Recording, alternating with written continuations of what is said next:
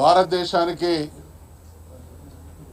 స్వాతంత్రం సంపాదించుకున్న తర్వాత ఈ దేశం అన్ని రంగాల్లో సత్వర సమగ్ర అభివృద్ధి సాధించబడాలి.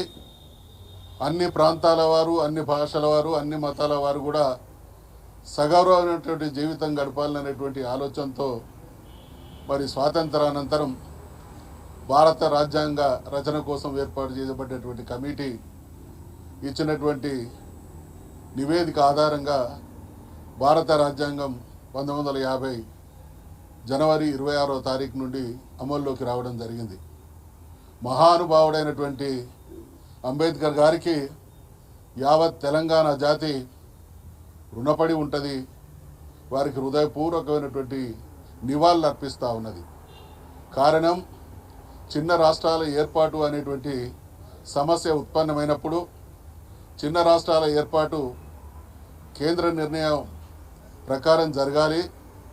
ఏ ప్రాంతం అయితే రాష్ట్రంలో పెద్దగా ఉండి దోపిడీ చేస్తున్నదో ఆ వర్గం వారు చిన్న రాష్ట్రాన్ని, కొత్త రాష్ట్రాన్ని ఏర్పాటును అడ్డుకుంటారు అనేటువంటి విషయాన్ని ఆ మహానుభావుడు ఆ రోజే గ్రహించి దేశంలో అనేక కొత్త రాష్ట్రాలు ఏర్పాటు కావడానికి బాటలు వేసినటువంటి మహానుభావుని స్ఫూర్తితోనే మన ప్రియతమ నాయకులైనటువంటి కేసీఆర్ గారు సమైక్య ఆంధ్రప్రదేశ్లో తెలంగాణ ప్రాంతానికి జరుగుతున్న దోపిడీ, అవమానం, అణిచివేతకు వ్యతిరేకంగా ఒక్కడుగా బయలుదేరి తెలంగాణ ప్రజానీకాన్ని ఒక శక్తిగా మలిచి యావత్ భారతదేశ ప్రజల చేత, పార్టీల చేత తెలంగాణ రాష్ట్ర ఏర్పాటు ఆకాంక్ష సమంజసమైనది, న్యాయసమ్మతమైనది అనేటువంటి విషయాన్ని వారందరూ గుర్తించే విధంగా మరి ఉద్యమాన్ని నడిపించి తెలంగాణ రాష్ట్రం సాధించుకోవడం జరిగింది. కాబట్టి ఈ సందర్భంగా రాజ్యాంగంలో ఆ ప్రొవిజన్ ఏర్పాటు చేసినటువంటి మహానుభావుడికి మరొక్కసారి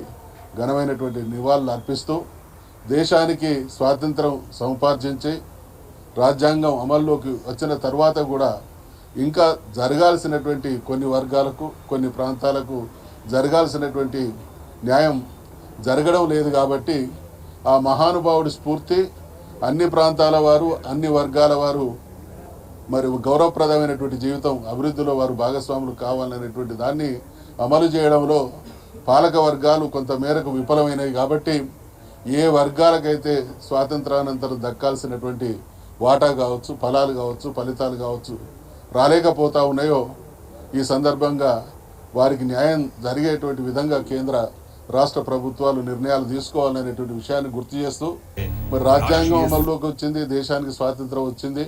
భారతదేశంలో ఉండేటువంటి బీసీ కులాల వారు మా కుల గణన చేయండి అనేటువంటి నినాదంతో ఇన్ని సంవత్సరాల తర్వాత ఉద్యమించే లేదా వాళ్ళు నినదించేటువంటి, డిమాండ్ చేసేటువంటి పరిస్థితి వచ్చింది అనంటే అందరికీ సమాన న్యాయం చేయాలనేటువంటి ఆ మహానుభావుడి ఆశయాన్ని నెరవేర్చడంలో పాలక వర్గాలు విఫలమైనట్టు దానికి నిదర్శనం. కాబట్టి ఇప్పటికైనా తెలంగాణతో పాటు భారతదేశంలో ఉండేటువంటి బీసీల విషయంలో లేదా అన్యాయం లేదా ఇంకా వెనుకబాటుకు లోనైనటువంటి వర్గాలకు న్యాయం జరగడం విషయంలో ఈ రోజును స్ఫూర్తిగా తీసుకొని పాలక వర్గాలు అందరికీ న్యాయం చేయాలని డిమాండ్ చేస్తాం.